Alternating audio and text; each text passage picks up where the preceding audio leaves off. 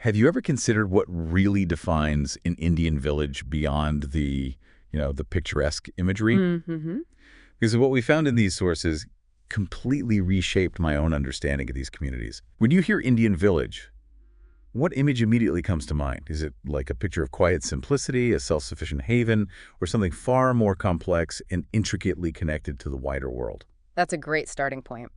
Today, we're taking a deep dive into the fascinating and frankly ever-evolving world of Indian villages. Yeah. We're going to unpack some truly surprising facts from a really rich collection of sources. I mean, everything from historical records way back to modern-day anthropological studies. Okay. Our goal here is to give you a kind of shortcut to understanding how these communities have been shaped by powerful external forces like industrialization, the pervasive spread of media, and new forms of local governance. Our mission, really, is to peel back the layers and reveal the intricate dance of tradition and rapid change that truly defines rural India. We want to challenge some old ideas and maybe spark some entirely new insights for you. That's our mission. And to do that, we'll start by exploring how a long-held myth, this idea about the self-sufficient village, was completely, well, debunked. Yeah, it's a persistent one. Then we'll examine the profound, often disruptive effects of industrialization on these communities. After that, we'll dive into the multifaceted, sometimes surprising role of media in driving social change. Uh-huh. We'll also look at the grassroots revolution brought about by local governance, Panchayati Raj. Very important. And finally, we'll turn the lens on the very studies that illuminate these changes, looking at what anthropologists learned, and importantly, the challenges they faced in truly capturing the full picture. It's going to be a fascinating journey. Definitely. Let's jump in. Okay, let's begin by challenging a powerful, almost poetic idea about Indian villages that persisted for a very, very long time. This notion that they were these self-contained little republics. That's right. This concept really took hold back in 1830. So Charles Metcalfe, a British administrator, famously described them just like that. Little republics having nearly everything that they want within themselves and almost independent of any foreign relations. He suggested they seemed to last where nothing else lasted, surviving dynasty after dynasty, revolution after revolution. The villagers, according to him, would just sort of weather the storm, return to their same sites, and resume their occupations as if nothing much had changed. It painted this picture of incredible resilience, but resilience through detachment, you know? Right, like they were just untouched by history swirling around them. Exactly. And it wasn't just Metcalfe. This idea had some truly distinguished supporters, shaping how many viewed rural India for generations. Yeah. Who else? Well, we're talking about influential figures like Sir Henry Maine, a legal historian, and even Karl Marx, the philosopher. Both kind of bought into this notion of the self-sufficient Indian village. Oh, wow, Marx too. Yeah, and even Mahatma Gandhi, much more recently, leaned into this idea. He not only stated that Indian villages were traditionally self-sufficient, but also wished for a political program that would restore them to this pristine self-sufficiency. It became a really powerful narrative, almost a dogma for how many perceived rural India. So, for you listening to this, does that image of an unchanging, isolated village still resonate? Or does it feel, I don't know, a bit too simple in today's interconnected world? It's a good question to ask yourself, because for a long time this was pretty much taken as fact, but then came the anthropological field view, which began to truly debunk this illusion. Right. So while this idea of village autonomy and self-sufficiency almost became an accepted truth, intensive studies by trained anthropologists and sociologists, especially starting, say, in the 1940s and really taking off over the next 20 years, began to show a very different picture. Exactly. What they found through actually living there was that this supposed isolation was largely an illusion. Villages were always part of much wider economic, political, and religious systems. Always, not just recently. Always. The idea that they were these unchanging, self-contained units simply didn't hold up under closer on-the-ground scrutiny. And this wasn't just some academic correction. It fundamentally changed how we understood resilience in so-called traditional societies. It turns out connection, not isolation, was often the bedrock of their enduring nature. Okay, so why did this illusion persist for so long then, if it wasn't true? Well, our sources suggest it was partly due to practical factors at the time. Roads, especially those connecting villages, were often very poorly developed, making travel difficult. And the money-based economy was minimal. A lot of transactions happened through barter or services, you know, the Jajmani system we'll touch on later. These factors made villages appear isolated on the surface. Oh, okay. So it looked isolated from the outside, maybe? Precisely. But the underlying reality, as these anthropologists discovered by actually being there, was far more complex and interconnected than anyone initially realized. Got it. So let's get into that evidence. How were they connected? Indeed. Let's look at the evidence that villages were never truly alone, starting with their deep social and family ties. Village communities were certainly not isolated socially. Anthropologists found that kinship and marriage networks extended far beyond a single village's boundaries. How far? Well, for instance, in North India, a typical marriage field, that's the area people would look for spouses, often included hundreds of villages. Hundreds. Wow. That's huge. It is. That's like having relatives scattered across dozens of different towns and states today, creating this vast web of connections. Even in South India, where they often preferred cross-cousin marriages, the marriage field for a rural caste still included at least 20 to 30 villages. So still pretty extensive. Definitely. And it wasn't just marriage. Close family clans, known as agnatic clans, were often found dispersed across multiple villages, especially in parts of North India. This created strong ties that went far beyond individual settlements. You weren't just loyal to your village, you had clan ties elsewhere. Okay. And you mentioned the definition of village itself could be fuzzy. Exactly. It wasn't always neat. Administratively, one designated village might actually include multiple social villages or distinct clusters of households. And in some areas, like coastal Kerala, you had these dispersed settlements without clear architectural boundaries. Farms were distinct, and artisans from one settlement might serve groups of villages. It shows this complex, overlapping social and service network that defied simple isolation. Fascinating. So beyond social connections, what about the economy? You mentioned barter, but there must have been more. Oh, absolutely. There's compelling evidence of deep economic integration. Weekly markets, for instance, were a clear sign of interdependence. Villagers would buy and sell goods at these markets. Right, the local market day. Exactly. And some of these markets were patronized by people from a really wide area and even specialized in certain products like cattle or wool blankets. This clearly shows a sophisticated, monetized economy at play, not an isolated subsistence one. It wasn't just about growing what you ate, it was about trading for what you needed. Makes sense. What about things they couldn't make themselves? Well, that's another key point. Villagers consistently relied on nearby towns for a variety of specialized services and goods. Think about it. If they wanted to build a brick-and-mortar structure, like a house or a well, they had to call in bricklayers and lime workers from towns. Okay. Same for goldsmiths and silversmiths to make ornaments. Even things like large metal cooking vessels for community feasts or essential goods like salt, spices, and certain types of cloth, those had to be acquired from outside the village. It was a clear sign of mutual dependence between rural and urban areas. So they needed the towns, and presumably the towns needed them for food and raw materials. Precisely.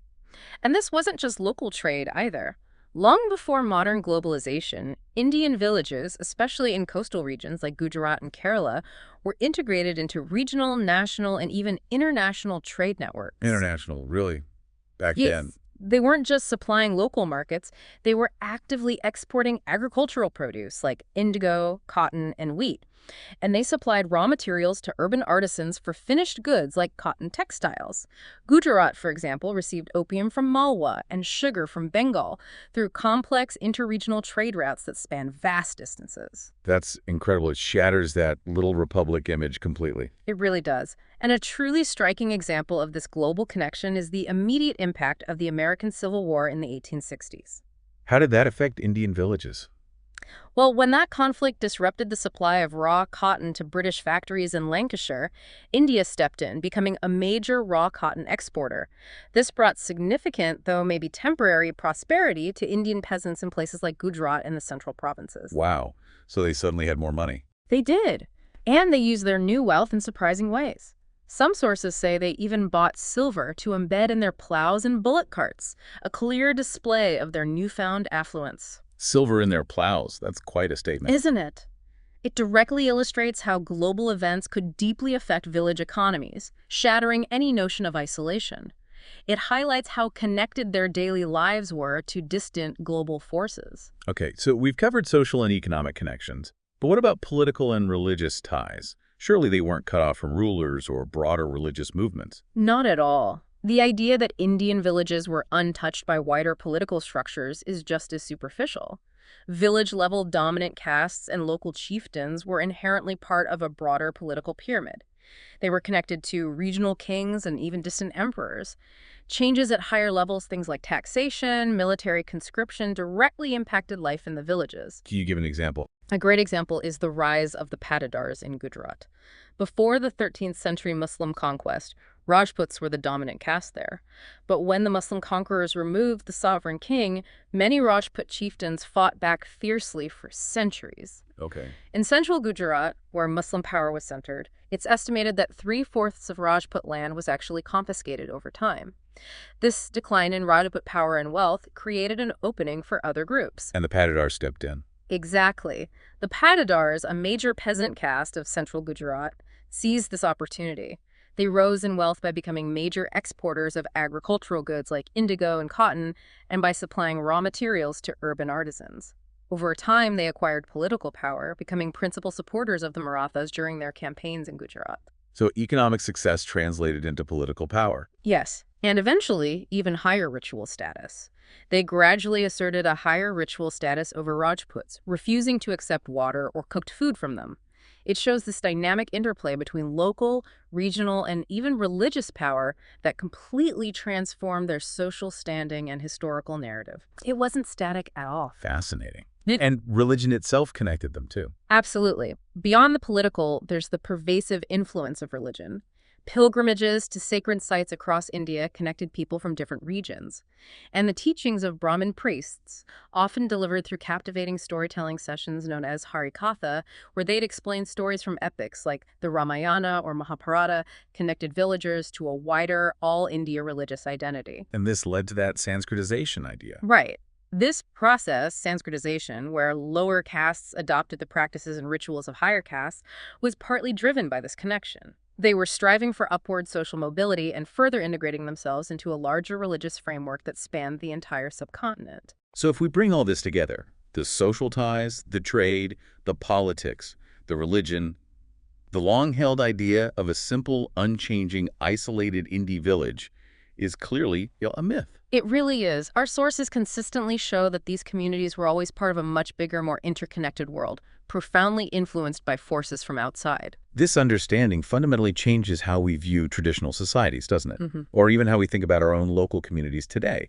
It certainly changes how I see history, revealing a dynamism that was often overlooked. It absolutely does. It moves away from a static view to one that's much more dynamic and, frankly, more realistic. Okay, so having firmly established that Indian villages were never truly isolated, it makes sense that profound external forces like industrialization would hit them particularly hard, or at least impact them deeply. Let's dig into how those winds of change swept through rural India. Right. And when we talk about major social processes like industrialization, they don't just tinker around the edges. They fundamentally alter a society in two key ways. Its culture, that's your beliefs, values, ways of life, and its structure, which is how people are organized in relation to each other, things like castes and classes. So it changes what people believe and how society is set up. Exactly. Any large-scale process, be it industrialization, urbanization, or globalization, will inevitably bring about both cultural and structural changes because these aspects of society are deeply interconnected. They can't really happen in isolation. For you, listening, can you think of a big change in your own community recently? Maybe something like the rise of AI or a new industry moving in. How has it affected both your daily life and the way different groups interact? It's a useful parallel. It is. So the first major impact of industrialization in rural India was a widespread shift in how people earned a living. Historically, most income in villages came directly from traditional farming. Right. Agriculture was key. But with industrialization, many people began moving from the fields to become wage laborers in factories and industries. This introduced a significant non-agricultural economy into rural India. Suddenly, a substantial portion of income came from industrial work, not solely from agriculture. Okay, so new ways to earn money. How did that change the structure? Well, this shift in livelihood had a profound structural consequence: the emergence of a class system.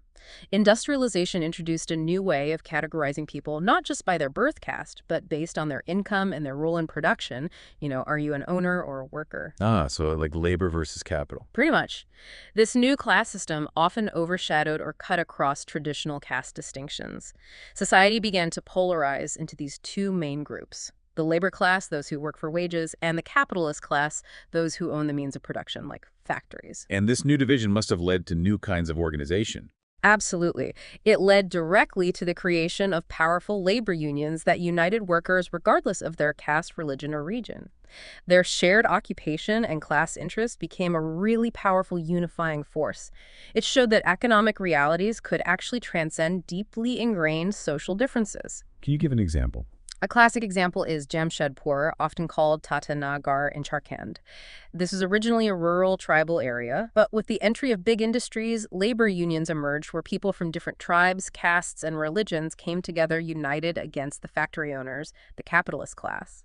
It truly highlights how economic changes can override traditional social divides. That's powerful. When people from traditionally separate social groups unite over shared economic struggles or opportunities, it fundamentally challenges those old social rules, doesn't it? It must foster powerful new forms of solidarity. It certainly can. It raises questions about how societies might resolve conflicts differently when these new alignments emerge. So, beyond new social structures, did industrialization change who lived where?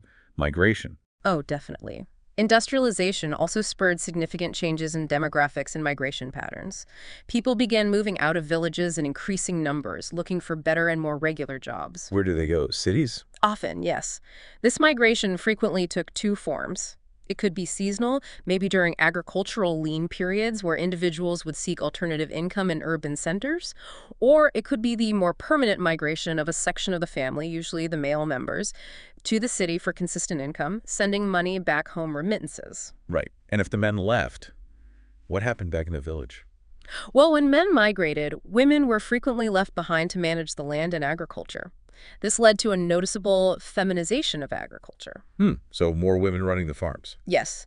And this wasn't just a demographic shift. It put huge new responsibilities on women in rural areas, fundamentally altering traditional gender roles within families and the village economy. And this economic independence, people earning wages, moving away, how did that affect the old systems like caste and Jadmani? It caused a significant disruption of traditional social structures. It particularly weakened old dependencies like those caste-based hierarchies and the Jajmani system.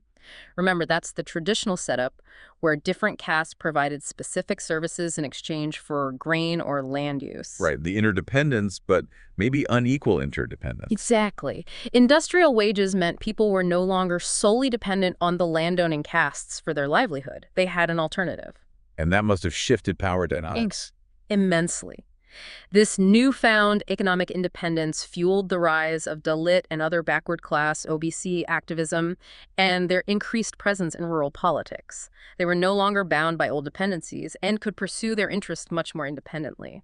This wasn't just a shift in income, it was a fundamental reordering of power dynamics, allowing historically marginalized communities to forge new pathways to influence outside the traditional hierarchical systems. Is there a specific case that shows this? A really classic example is the Jats of Uttar Pradesh. Industrialization transformed the Yamuna belt in UP into a major leather manufacturing hub. This provided the Jet community, traditionally considered untouchable, with significant disposable income. From the leather industry. Yes. And this economic power allowed them to assert a higher status in society, despite initial resistance from local higher castes. It eventually led to their strong political mobilization, even producing a Dalit chief minister in the state eventually. It demonstrates how economic change, driven by industrialization, can be a powerful engine for social and political upward mobility for certain communities, fundamentally reshaping social hierarchies. That's a huge shift. Now, you mentioned villages supplying raw materials earlier. Did industrialization intensify that? It created a fascinating two-way street in the market integration of rural areas. On one hand, yes, rural areas became absolutely crucial as suppliers of raw materials for mass production. Like what? Think about industries like McDonald's. They need a steady, consistent supply of potatoes for their fries, right? They couldn't rely on fluctuating local markets, so they developed these sophisticated supply chains to connect directly with rural producers, ensuring smooth and efficient delivery of specific quality and quantity. Okay, so villages supply the factories. What's the other side of the street? The other side is that rural India, with its vast population, became a massive consumer market for industrial goods. Companies like Maruti Suzuki, Hero Honda, Bajaj, They specifically design products for this market. Like fuel-efficient motorcycles. Exactly, or even small shampoo sachets that are affordable. And they use pricing strategies like low monthly installments, EMIs, to appeal to this demographic, even if individual disposable income is lower than, say, urban luxury buyers. This ensures a consistent volume of sales, demonstrating the immense power of the rural market. So it's a two-way flow, raw materials out, finished goods in. Precisely. This two-way street fundamentally changes their relationship with urban and global markets. It transforms them from supposedly isolated entities into integral, dynamic parts of a larger economic ecosystem. It raises big questions for national economic planning, doesn't it? How do you balance these flows? It really does. Now, speaking of transformation, you mentioned the feminization of agriculture. Did industrialization change gender roles in other ways, too? Yes, it led to significant shifts. As we said, male migration left more women in villages, increasing their presence in managing households and farms. Plus, the introduction of new technology often reduced the need for sheer physical strength in many tasks. So machines made some jobs accessible to women. In some cases, yes, it enabled women to perform roles previously dominated by men. Many tasks that traditionally required male strength became achievable for women with the aid of machinery. Is there a place where we saw this play out clearly? We can see this in case studies like the Karu Tirupur textile hub in Tamil Nadu. This region's knitwear industry absolutely thrived, and it was largely driven by the strong caste networks of the Gaundars. They leveraged their social connections to build this huge industrial base. Okay. And what were the effects? Well, this industrial development fostered a boom in allied industries, supporting industries, and it also led to continued seasonal migration. But importantly, it introduced non-agricultural activities and the rise of something called pluriactivity. Pluriactivity. What's that? It's where people engage in multiple occupations simultaneously.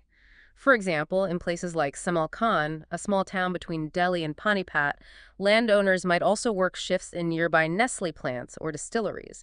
They combine traditional agriculture with factory work. So diversifying income streams. Exactly. And this wasn't just about work. The Gaundar caste, by dominating the knitwear industry in Tirupur, became a really powerful and politically influential group in Tamil Nadu elections.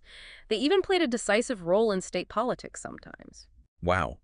So industrial dominance led to political power for that specific caste. It shows how industrialization can create these new pathways for social mobility and political power for certain castes, fundamentally altering the social landscape. Now, it sounds like there were benefits, but surely industrialization had downsides too.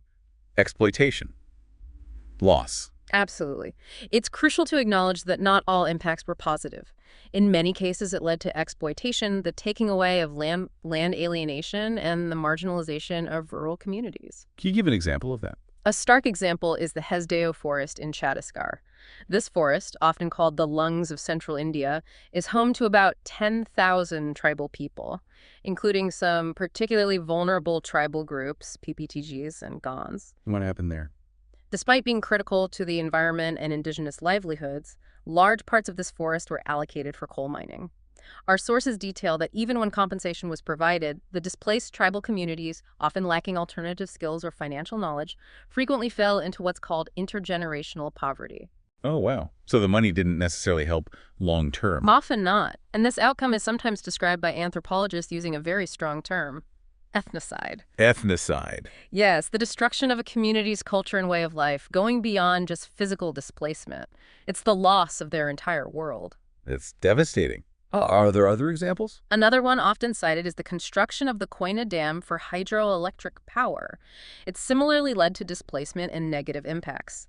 Sources specifically highlight that women were often the major sufferers due to improper resettlement and rehabilitation policies. Why women particularly? Often because resettlement plans didn't adequately account for women's roles in gathering resources, their social networks, or specific needs, leaving them more vulnerable after displacement. These cases illustrate that what is deemed progress for some can involve displacement and profound loss for others, highlighting the complex, often painful costs involved in large-scale development. It forces us to ask, progress for whom and at whose expense? Okay, so we've explored the huge economic transformations brought by industrialization. But another powerful force was simultaneously reshaping beliefs and behaviors, often coming right into people's homes through the airwaves and screens. Let's turn our attention to media's incredible impact on Indian villages. Right. At its core, media acts as a medium. It's a channel, basically, to share new information, values, ideas, ideologies.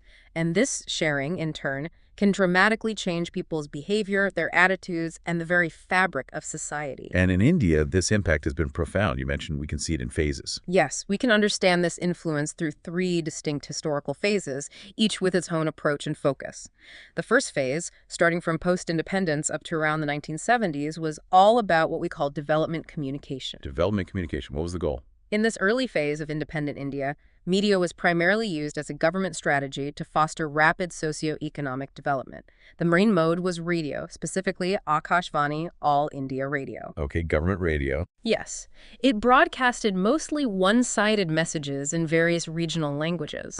The content was highly practical, focused on information related to agriculture, like what crops to grow, new farming techniques, irrigation and public health hygiene tips, family planning information, things the government wanted people to know. So very top-down, information flowing one way. Largely, yes.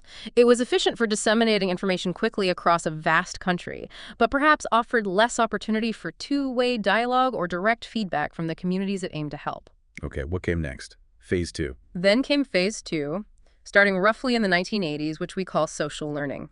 This coincided with the widespread introduction of television across India. TV arrives. Exactly. And the strategy shifted dramatically. The underlying assumption was that people learn from observation. They imitate images, behaviors, and actions they see on television screens. So visual media became seen as this powerful tool for change. So using stories to teach. Precisely. Daily soaps and movies were specifically created with a purpose beyond just entertainment, to send positive value messages. They featured protagonists, heroes or heroines, who would actively fight against social evils within the narrative. Like what kind of social evils? Things like the dowry system, the practice of untouchability, various forms of women's oppression. The aim was to foster a sense of empowerment among viewers by showing tangible examples of resistance and progress on screen. Is there a specific project that exemplifies this? A fantastic example of this was the Caste Communication Project, a pilot project from 1975.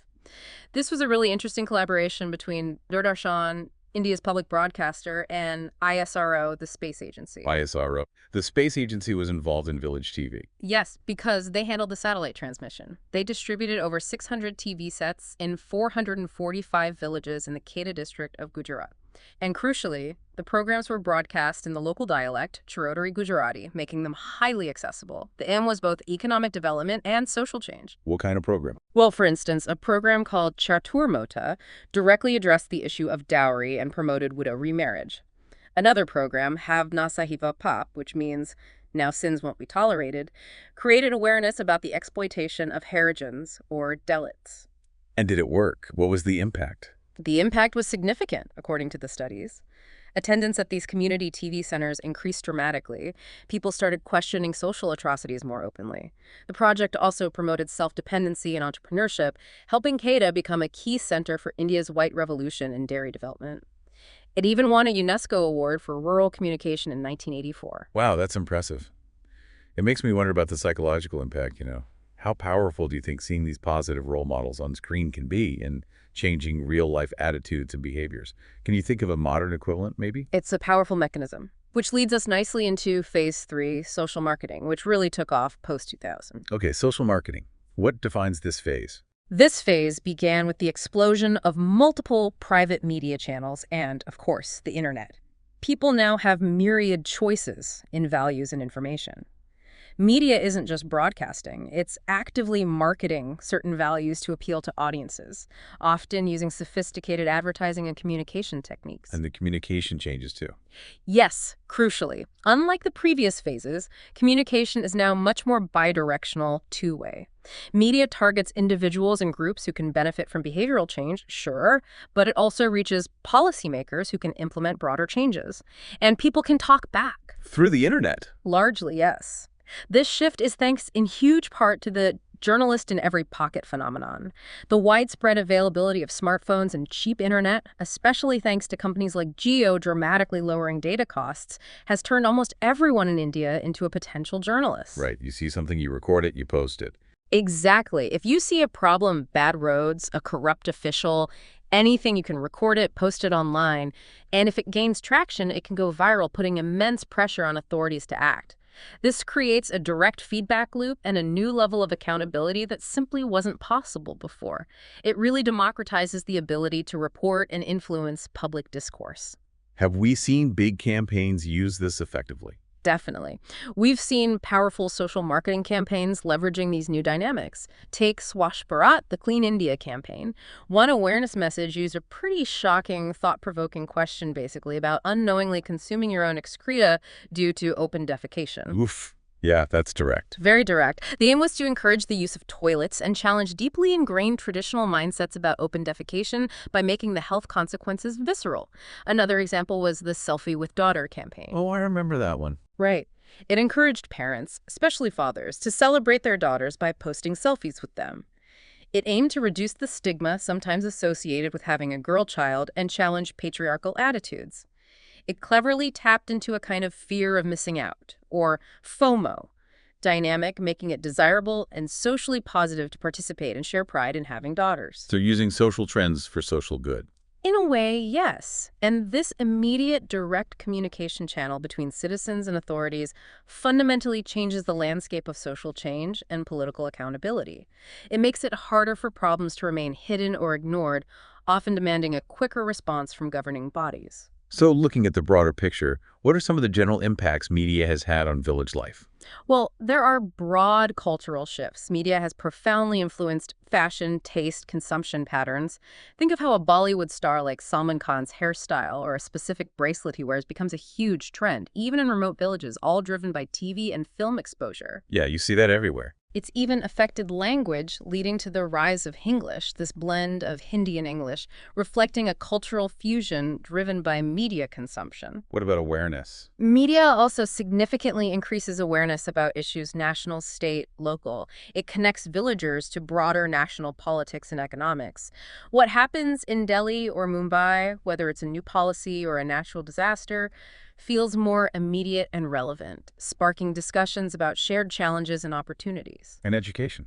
Any role there? Yes, educational efforts have also been boosted by media in innovative ways.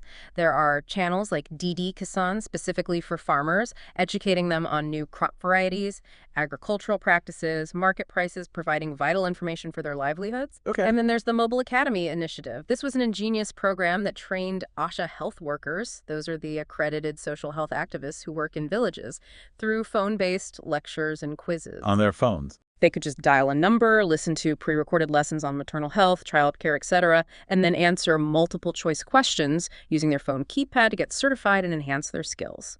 It overcame barriers of distance and literacy sometimes. That's really clever.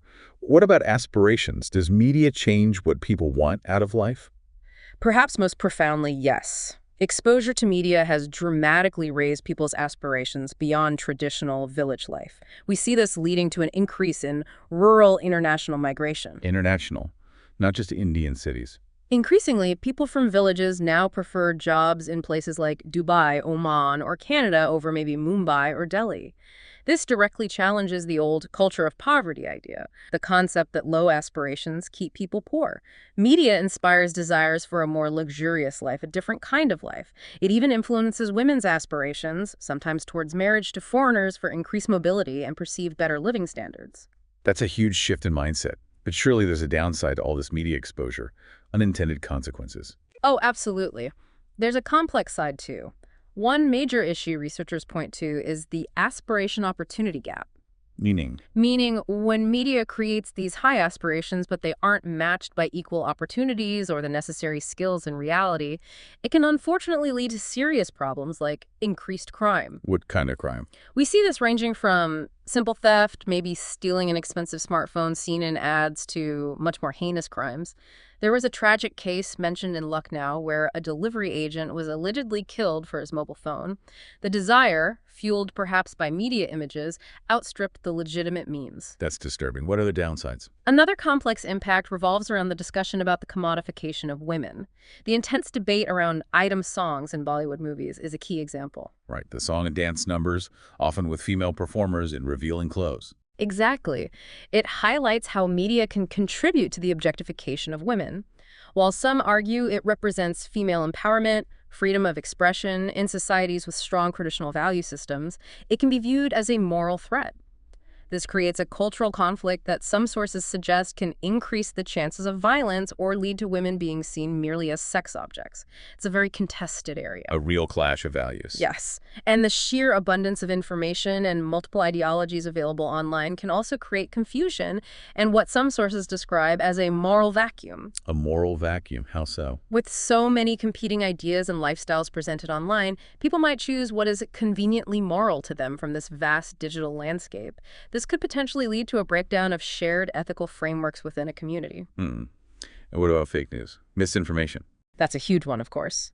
The rapid spread of fake news and misleading information through social media, WhatsApp, etc., can severely disrupt social harmony. It can lead to social and communal conflicts.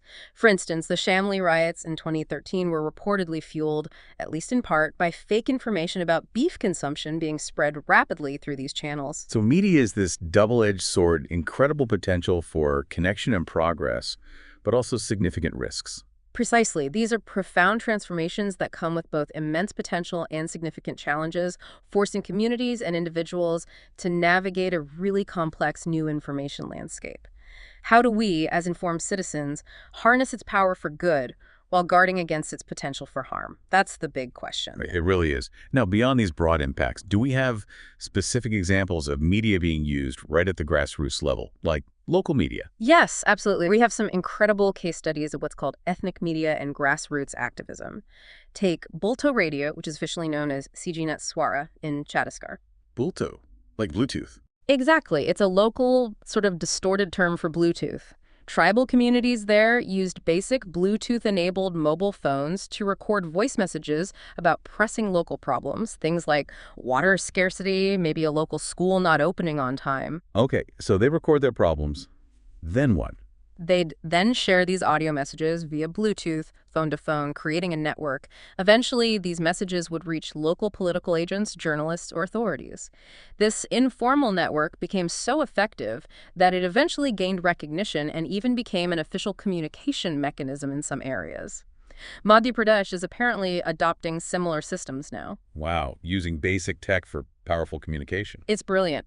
And this highlights the role of ethnic media, media that operates in local languages and highlights very specific local problems to promote social change. What else does ethnic media do? Well, it helps raise awareness about local issues like public health problems, maybe a dengue outbreak, and mobilizes people to demand action from authorities. It also plays a vital role in cultural heritage preservation. How so? For example, there's a Santali radio station run by Shikamundi.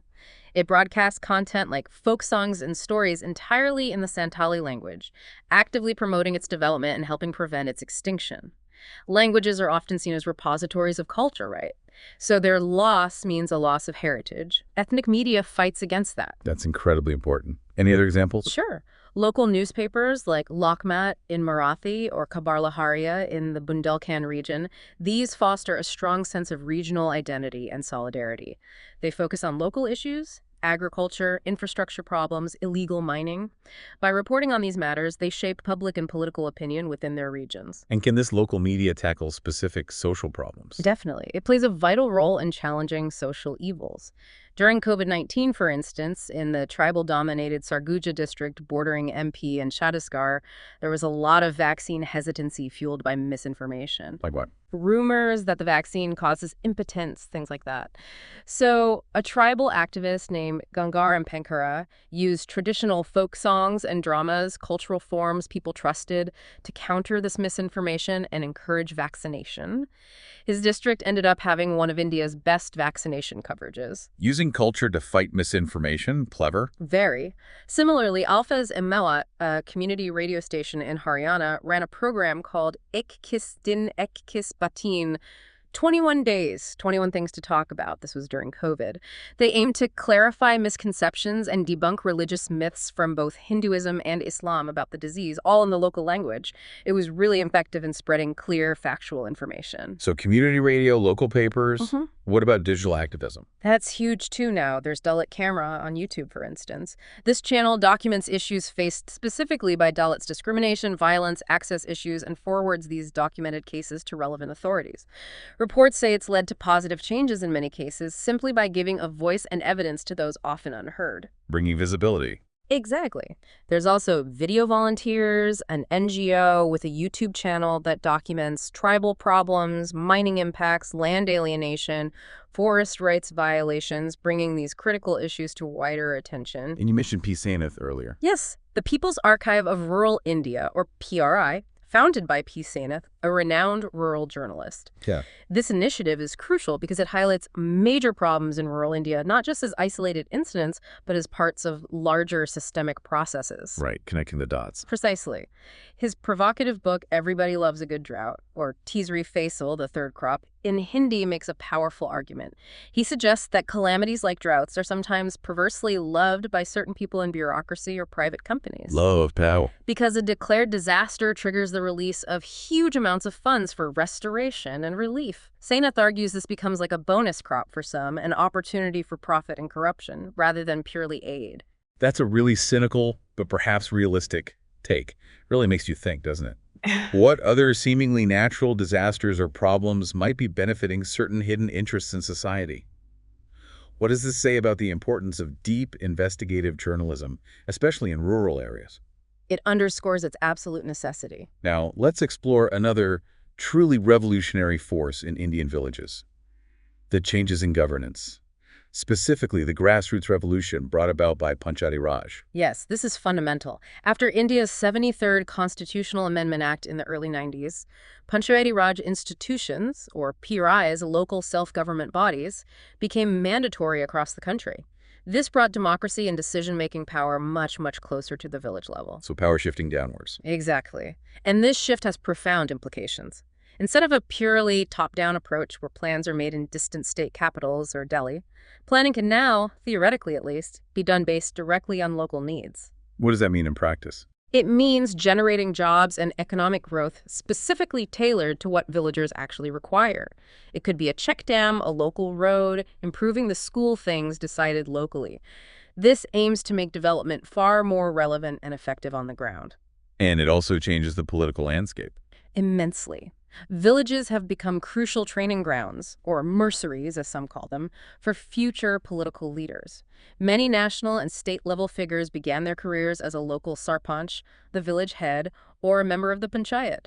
They learned the ropes of governance, negotiation, and administration from the ground up. What about tribal areas? Are there special provisions? Yes, that's very important. The Panchayat Extension to Scheduled Areas Act, or PISA Act, specifically empowered Gram Sabhas, the village assemblies, in tribal regions. What power did it give them? It gave them significant power to decide how local resources like water, forests, minerals are used, or whether they can be given to companies for mining or other projects. This directly aims to protect their livelihoods and habitation from external exploitation. It gives them a decisive say over their own lands and resources, at least in principle. Thinking about this local control, how might having decision-making power right there at the local level rather than in a distant capital change the effectiveness and relevance of development programs in your own community?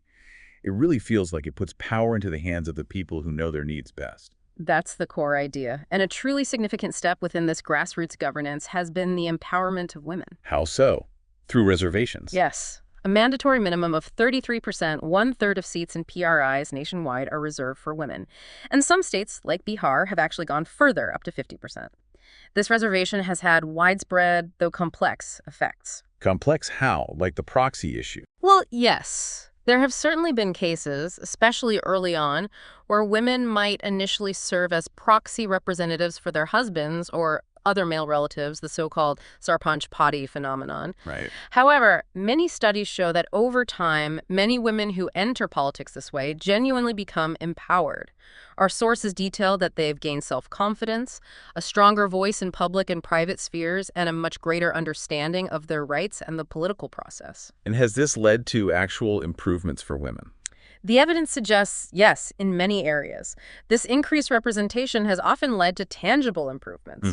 Things like improved economic status for women, frequently linked to the rise of self-help groups or SHGs, which often get support from empowered local leaders. Also, reports suggest reduced domestic violence and physical atrocities in some areas where women have stronger political voices, and enhanced reproductive rights. How are reproductive rights measured? Through indicators like declining total fertility rates, increased use of contraception, more women giving birth in clinics or hospitals, institutional deliveries, and lower maternal mortality rates.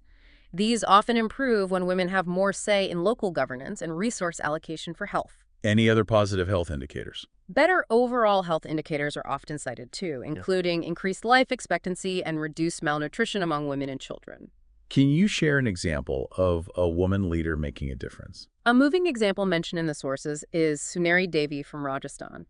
At a Mahila Sarpanch Sammelan, a conference for women sarpanches, she shared how becoming a sarpanch significantly increased her own reproductive rights and autonomy choices about her own body and family, something she felt she lacked within her traditional family structure. Her story inspired others to take charge of their own choices and lives. That's powerful personal testimony. Any examples of collective action? Yes. In Andhra Pradesh, under the remarkable leadership of a sarpanch named Vemula Devi, rural women in the West Godavari district formed a massive federation, 400,000 members. 400,000. How did that work? By contributing just a small sum monthly, collectively they built a permanent welfare fund of over 4.8 million rupees. This fund provided vital financial support for women starting businesses or facing emergencies. It's a powerful example of grassroots economic empowerment and collective action, leading to incredible self-sufficiency driven by local women's leadership. Amazing. What about Dalits and lower castes? Has Panchayati Raj empowered them too? Yes, the system has also been instrumental in empowering Dalits and other lower castes. Reservations and other affirmative actions through PRIs have given them greater representation and a stronger voice in local politics than ever before. And the impact? Less discrimination? Reports suggest it has led to a reduction in caste-based atrocities like untouchability and bonded labor, or bagari, that traditional system of forced labor. Having representation matters in challenging these practices. And does local action connect to bigger politics? Crucially, yes. Local exploitation of Dalits now has repercussions at the state and national levels more readily. Their issues get amplified, ensuring their rights are hopefully better protected, and issues can be escalated to higher authorities if needed. Any specific stories here? Take Badami Devi.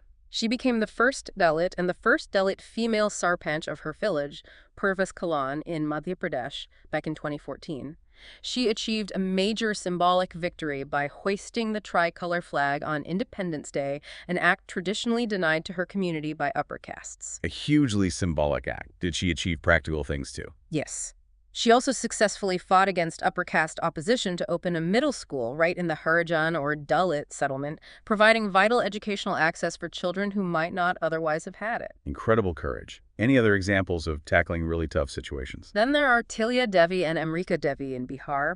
They worked in about 550 flood-prone villages across 4 districts where Maoist groups often target vulnerable, dispossessed lower castes whose land has been encroached upon. A very volatile situation. Extremely.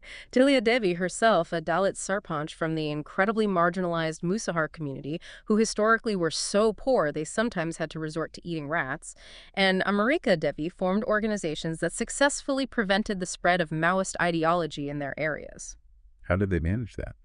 Against armed groups? They mobilized villagers to contribute just 50 paisa, half a rupee per day. It sounds tiny, but in aggregate, across thousands of people, it created enough funds to address immediate problems like food shortages or small infrastructure needs. This offered a tangible, community-led alternative to the promises of extremist ideologies. Wow. Using micro-contributions for macro impact. These stories demonstrate incredible resilience and agency, don't they? What common threads do you see in how these local leaders and communities brought about significant change, even when facing such deep-seated challenges like caste discrimination or extremism? It often seems to involve collective action, leveraging the democratic space provided by PRIs, incredible personal courage, and finding ways to address immediate needs while also fighting for larger structural changes. All right, for our final deep dive today, let's turn the lens inward a bit. Let's unpack the village study itself, the anthropological work that gave us so many of these insights. How did anthropologists study these villages, and what did that process reveal? Right. This is crucial because how we know what we know matters. Traditionally, the study of India, especially from the outside, was dominated by what's called the book view. The book view. Yes. Scholars, often called Indologists or Orientalists, primarily studied ancient texts, Hindu scriptures, legal texts, epics, often from libraries far away. This approach tended to paint a somewhat simplified, often static, and idealized picture of the Indian village, based more on ancient ideals than on lived realities. Okay, so studying text versus studying people. Exactly. But then came this profound shift, the field view. Social anthropology moved away from just reading old books to intensive first-hand field work. This meant anthropologists actually went to the villages and lived there for extended periods, typically 1 to 2 years. Living there for that long. Yes, immersing themselves completely in daily life. The core method they used was participant observation. They learned local languages, lived among the people, participated in activities as much as possible, and aimed for a holistic understanding, trying to grasp every detail of daily life, culture, social relationships, economics, everything. Imagine living in a totally different community for a year or two, fully immersing yourself. How might that experience give you a different, maybe much more nuanced understanding compared to just reading about it or doing a quick survey? It's fundamentally different, and the significance of these early village studies cannot be overstated. They provided what felt like an authentic and more scientific account of Indian society at the grassroots level. They directly challenged those dominant colonial stereotypes that often simplified or misrepresented Indian life. So they offered a counter-narrative. In many ways, yes. They revealed India in microcosm, offering detailed insights into its complex social structures. And importantly, they even help sensitize development planners to the real, practical needs of the people, shifting the focus somewhat from abstract, centralized plans towards lived realities. Okay, so these studies were groundbreaking. But were they all in agreement? Was there debate among the anthropologists? Oh, absolutely. One of the most fascinating aspects, and a major point of intellectual contention, emerged around village unity versus diversity. It became known as the Great Debate. Unity versus diversity. What was the argument? Well, early studies often highlighted the unity of the village. They tended to see it as a cohesive community, bound together by shared identity and interdependence. Who argued for unity? Scholars like M. N. Srinivas emphasize a strong village identity, noting how an insult to the village was often felt personally by its residents. The Jajmani system, that system of reciprocal services between castes, was often presented as a mechanism that bound different groups together, creating interdependence despite the obvious hierarchy. Right, each serves the other idea. Exactly. William Weiser famously described it that way. Each serves the other. Each in turn is master. Each in turn is servant, suggesting a kind of balanced reciprocity. Adrian Mayer also noted a strong village patriotism, where seeing differences in customs or caste makeup in neighboring villages actually reinforced a feeling of separateness and pride in one's own village. Okay, so that's the unity side.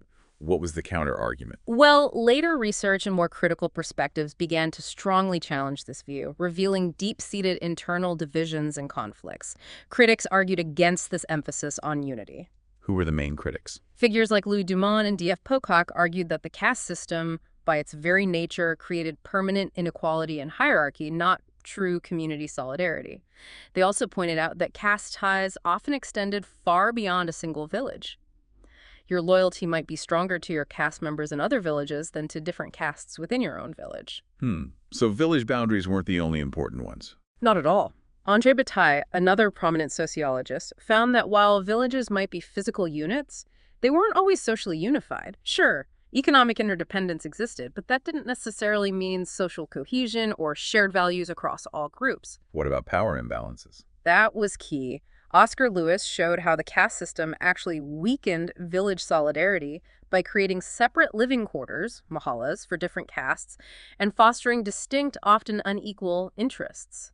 Even seemingly common land was often controlled by the dominant landowning castes, becoming a source of conflict rather than shared benefit. And the Jajmani system. Was it really reciprocal? F.G. Bailey provided a really radical critique here. He argued that the Jajmani system wasn't just about reciprocity, it was also about coercive sanctions held by the dominant caste. He argued that interdependence didn't mean equality. The system worked, in his view, because power was concentrated in the hands of the dominant caste, who could enforce compliance through economic pressure or other means. So less about harmony, more about power. That was his argument. And this highlights a crucial question for understanding any community, really. Can a group truly be described as unified if these underlying power imbalances and conflicts exist? How do we balance recognizing connection and interdependence with acknowledging deep-seated divisions and inequalities? It's a fundamental tension. Let's delve deeper into the social structure itself. Caste, class, gender, as these studies saw them. What do they find about caste in practice? Well, the caste system, as observed on the ground, was incredibly complex. While the traditional Varna system theoretically divided Hindu society into 5 broad categories, Brahmins, Kshatriyas, Vaishyas, Shudras, and the untouchables, or Harijan's fieldwork, revealed something more fluid, only the extreme top, Brahmins, and extreme bottom, Dalits, Harijans ranks, seemed truly fixed in most places. What about the castes in the middle? Their positions were often debatable, contested locally, and social mobility, maybe through that process of Sanskritization we mentioned, where a lower caste adopts the practices and rituals of a higher caste to try and improve their social standing, was possible, though certainly not simple or always accepted by others. And was caste the only factor determining status? Not at all. Secular factors often played just as crucial roles, sometimes even more so, in determining a caste's local power and influence. Land ownership was huge. Numerical strength mattered too. How many of you were there? So land and numbers equal power. Often, yes. For instance, M. N. Srinavis developed the concept of the dominant caste, which wasn't necessarily the highest in ritual status, but held significant land and numerical strength, giving them economic and political clout. S.C. Dubé, in his study of the village Shamirpet, identified 6 factors contributing to status differentiation. Religion and caste, yes, but also land ownership, wealth, government service connections, age, and even individual personality traits. So a mix of factors. Right. While caste provided a certain inherent status, power, as one scholar noted, was almost always a function of land. Okay, which brings us to land and class. How did they overlap with caste? There was a clear, though not perfect, overlap. Richer landowners frequently came from high castes, while landless laborers were disproportionately Dalits. Studies consistently showed that ownership of land was often the single most important factor for status and power in the village, sometimes even more so than caste membership itself. It really highlights the economic dimension of social hierarchy. And did these studies find exploitation linked to land? Some did, meticulously documenting exploitative practices like bonded labor, where poor Dalits became indebted sometimes for generations to wealthy landlords, often Brahmins, perpetuating a cycle of dependence and control. So a very unequal system. What about gender? How were women's lives depicted? Even though gender wasn't maybe a formal category of analysis back then in the same way it is today, many of these detailed ethnographic monographs provided rich accounts of gender relations. They highlighted the strict division of labor, with certain tasks seen as male and others female, and the overall dominance of men in the public sphere. Were there differences between women of different castes? Yes, significantly. Upper caste women, in particular, were often confined to their homes, observing strict purdah seclusion. Their social world was largely synonymous with the household and their immediate kinship group. Lower caste women, however, often had greater freedom to work outside the home, contributing significantly to the family income. This sometimes gave them relatively higher status within their own families due to their economic contributions, even if their caste status was low overall. So patriarchy existed, but women weren't totally powerless. Not totally. Despite prevailing patriarchal norms, women found ways to exude influence. Anthropologists noted the use of what some call weapons of the weak, subtle forms of resistance like sulking, refusing food, complaining persistently, or appealing to older relatives like a mother-in-law or elder brother-in-law to make their views known and affect household decisions. And did caste ideology affect women specifically? Yes, very much so. Particularly regarding notions of ritual purity and pollution. Menstruation, for example, often led to women being considered temporarily impure, requiring segregation from family activities, cooking, and sacred spaces during that time. It's clear these layers of social identity, caste, class, gender, intersected in really complex ways to shape an individual's daily life and opportunities in a village. Studying these intricate details helps us understand similar power dynamics and social structures in other societies too, doesn't it? It offers a deeper lens on human organization everywhere. Absolutely. The specificity of the village study reveals universal patterns of stratification and interaction. Now, let's take a critical look at the fieldwork itself. The field view gave us invaluable insights, but were there limitations? Biases? That's a crucial question social science always grapples with. Yes, while the field view was revolutionary, it's important to note that many early Indian anthropologists themselves came from upper caste, middle class backgrounds. How did that affect their research? Well, while this familiarity sometimes helped them gain rapport, especially within the dominant village groups, it also meant that their initial accounts could, sometimes unintentionally, prioritize or focus more on the perspectives of those upper castes. Access wasn't always equal to all groups. Do they acknowledge this? Some early anthropological accounts even acknowledged deliberately limiting their initial surveys in certain areas, like the Hierarchies settlements, specifically to maintain rapport with the dominant groups who are often their primary hosts or points of contact. Building trust took time, and sometimes practical choices were made. So the picture might have been incomplete initially. Potentially skewed, yes. It was often only when scholars like Joan Mencher, an American anthropologist, actively chose to spend extended time living with Hierarchies that a very different and more comprehensive picture emerged. Her work emphasized the profound power imbalances, the economic exploitation, the daily struggles faced by Dalits, a perspective less prominent in studies focusing primarily on village unity or reciprocity. That really highlights the importance of researcher positionality, doesn't it? Who is doing the studying matters. Immensely. It illustrates important considerations in any research. Also, early village studies were often influenced by the dominant theoretical framework of the time, which was structural functionalism. Would that emphasize? Structural functionalism tended to view society as a cohesive system striving for balance and order. As a result, it sometimes overlooked or downplayed inherent conflicts, historical change, or the perspectives of marginalized groups who didn't fit neatly into the functioning system. Any other theoretical limitations? These studies sometimes also adopted concepts uncritically from earlier colonial discourses, like the very idea of the Jajamani system as a harmonious whole. And occasionally, they even presented non-Hindu groups living in the village as simply another caste fitting into a predominantly Hindu framework, which could oversimplify their distinct social structures and identities. So when we encounter information, especially about communities vastly different from our own, it seems really important to consider who collected the information, how they did it, and what perspective they might have unintentionally prioritized or had easier access to. Absolutely critical. It reminds us that our understanding of society is constantly evolving as new methods, new theories, and crucially, new voices emerge to tell different parts of the story. Wow, that was a truly comprehensive journey through the dynamic, complex world of the Indian village. Let's quickly recap some of the most important takeaways for your active recall, just to help these key ideas really stick. Good idea. First, remember that the whole idea of the self-sufficient, isolated Indian village, it's largely a myth. Right, busted. Our deep dive showed that these communities were always profoundly connected by vast webs of kinship and marriage, extensive trade networks stretching sometimes globally, layered political systems reaching up to emperors, and shared religious practices that extended far beyond their physical boundaries. So the appearance of isolation. It was just that, an appearance often due to limited infrastructure like poor roads or a less monetized economy, not a true state of being separate. Connection was the reality. Okay, point one, interconnectedness. Always. What's next? Second, industrialization brought immense foundational changes that reached deep into rural life. It wasn't just a city thing. How did it change villages? It revolutionized livelihoods, shifting many from traditional farming to factory work. It fundamentally introduced a class system based on income and production roles that often superseded, or at least complicated, traditional caste divisions.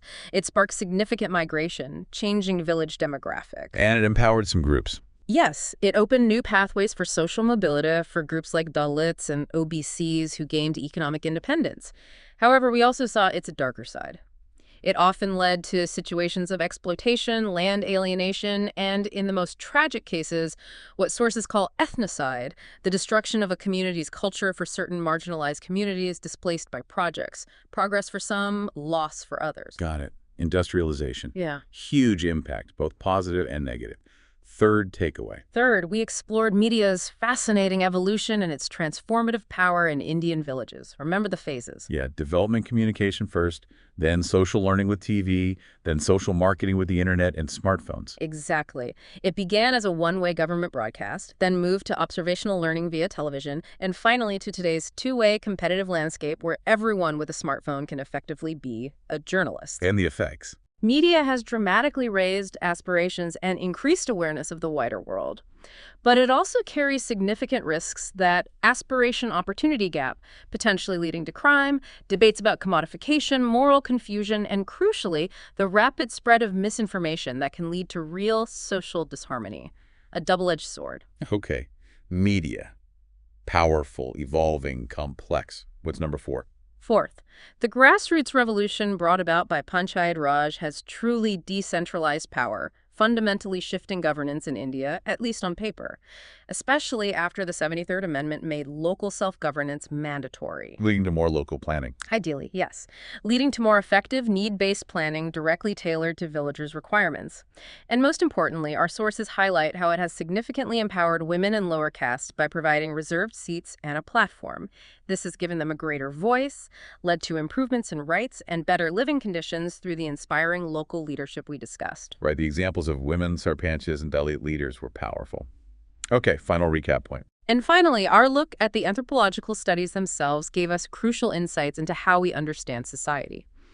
The field view, actually living there, provided invaluable on-the-ground insights, directly challenging those older book views based solely on ancient texts.